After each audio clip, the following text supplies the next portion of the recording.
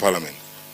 If you want to know, and I will say this, I'll repeat this even from on top of KIT, if you want to know why I call this government incredibly and incurably incompetent, that was an opportunity. If you ask even the speaker himself, if you ask them these days, why was parliament overrun? There doesn't exist a coherent and a concise report on what actually happened. Have you seen one? An inquiry or any conversation with Gen Z or Kenya's youth to ask them what actually happened. Have you seen that report? Which means the government is not interested. It doesn't matter. Whether you sit in the student caucus and decide something, whether you scream or you don't scream, that is not part of their responsibility. Their responsibility is kutafuta pesa, kuweka kwa mfuko na kuendelea na maisha. Because if they were interested, they would sit with you and find out what actually happened. Where did we go wrong? What did we get wrong? And then begin working on sorting this solution. Because government is about looking for solutions. Now that is not what we have here. Government is about making money. And those in government making money and making. That's why I'm asking you. Ask number 3. As you live here and as you go around all the activities, think about your country today, tomorrow, and always. Think, because if you pause and think, you know, this euphoria and this thing where we have been told people came rain around here in 2022. You have seen those clips doing rounds. I addressed clergy where people were asking me, Fred, oh, you know, these ones are saying Hasla dynasty, and they are saying they are going to put 5 billion Mama Mboga, 2 billion youth, 3 billion Boda Boda, and so. And I told people that is hogwash. They are lying to you. There is no truth in what you are being told. Has it come to pass or not? It has come to pass. The Lord's lies.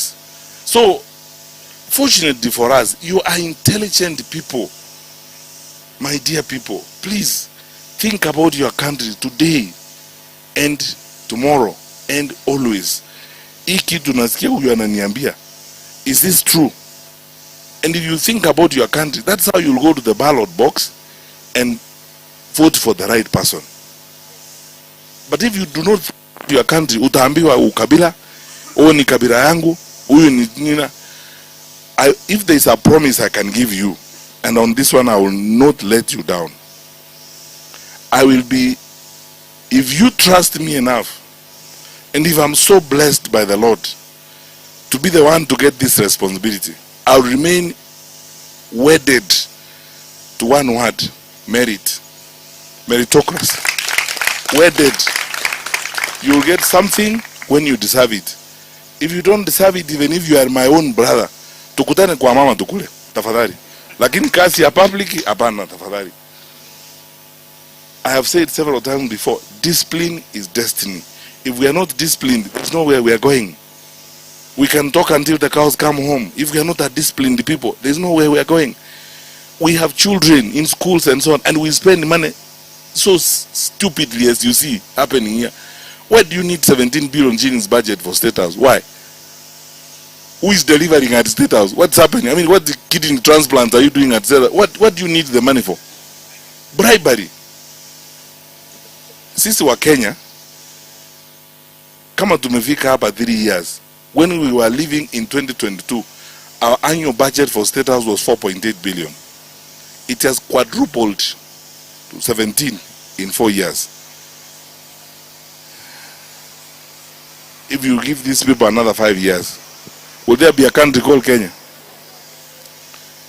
Jamani, we're in a crisis. Let's get going with some work. All the other issues that you have asked, I am 100% sold and ready to do my part. I won't let you down. I'll work with Angel Mbuthia on the student caucus. When you start your campus tour, I will ask my presidential campaign to contribute to your campus tour, so that we are part and parcel of that campus tour. My suggestion to you, Angel, is that we should now set up regional caucuses for this. Let us set up regional caucuses. Those of you, mukubaliane, we set up a Rift Valley regional caucus, a Coast regional caucus, a Western regional caucus, like that. this regional caucus has become the basis of our work. In fact, my humble suggestion to you, you asked the question about the youth convention. I am also going to consult with my colleagues at the party. You know, I don't believe in unilateralism. Nikuja hapa natoa ma directive, hii ushezi mnaona kwa barabara and so on. We are an institution. Jubilee is our party. I have my colleagues here in the neck. We will digest these things and discuss them and agree. But my humble suggestion would be to you is ahead of the national convention, we do regional caucuses first. So that you see, we say, tarehe fulani we are doing central regional caucus. Tarehe fulani we are doing Rift Valley regional caucus. Tarehe fulani we are doing Nyanza regional caucus. It gives us an opportunity to know each other better, to recruit more of our people and work with them. So that then we go forward. Thirdly, in terms of administration, our wonderful executive director is here, Dan Mwangi.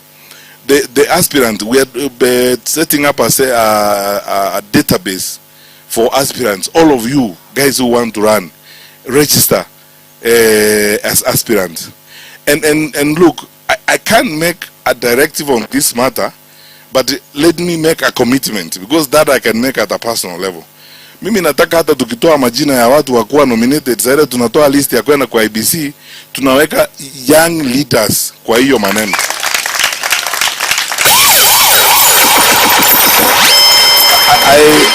I have the confidence to say this because I know the thinking of my party leader. Uhuru has been almost violent on this issue of involving young people in leadership. And I know that even if we took this matter to the neck, it's something that he himself will support. That safari hii, utuachane na maneno ya tokenism. Ile ya kusema, oh, you know, youth, then we have mtu moja hapa, mtu mwingine, wengine ni retirees. There is nothing wrong with being a retiree. We will retire one day. Lakini saa hii, we need to now give the country the energy. And you can see how we have started. All these leaders of ours are former student leaders. This is a former student leader at the University of Nairobi, former student leader. What akina Chris Mark hapa, what ni watu leaders, young leaders who have in insisting that younger people are hired like executive director here. The age gap between him and the guy who was executive director substantially before is almost 20 or 30 years. So you can see the thinking of our party leader, the way Uhuru is thinking. Renewal, re-energization, re-engagement, redeployment of the youth in a very specific manner, and redirecting the energy of youth towards institutionalized participation and engagement in the leadership of the country. Building the capacity of the youth. We haven't had a party before that has worked on. I have looked at the president's proposal on establishment of the Jubilee Youth Leadership Academy. I mean, it's a damn good document. I've looked at it.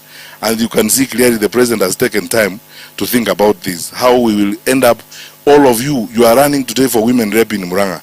We want you to grow up to become the Prime Minister of Kenya. To become the president or the speaker of